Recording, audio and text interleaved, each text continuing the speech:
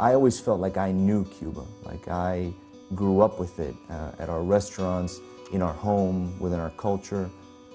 But going there was a completely new experience, and it was an experience that I was not prepared for. My parents were born in Cuba.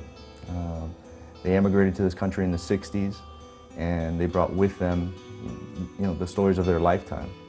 I couldn't go to Cuba without asking my father first. It had been a very difficult subject, a very understood topic, that you don't return to Cuba until everyone can enjoy the freedom that we in this country are allowed. So when my newspaper posed to me my assignment, I had to get his approval.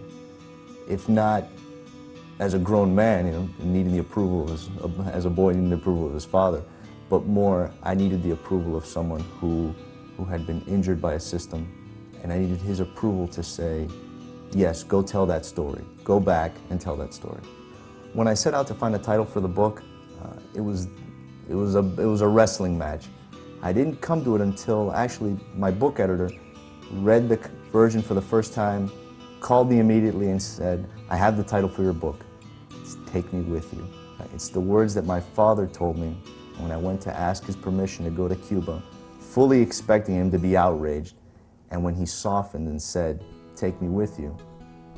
Although I couldn't take him with me, that was my permission, and that was my permission to, in an emotional sense, in an esoteric sense, take him with me.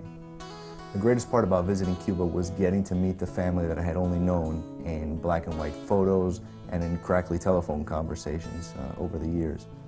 What I found, though, is these people that I had known only as boys and children were now grandfathers. And yet, even though they had never met me, they embraced me as if they'd seen me the day before. And the day that I left, it hurt them as if I was leaving for the first time, years ago. So it was both the greatest and the bitterest moment, seeing them and leaving them.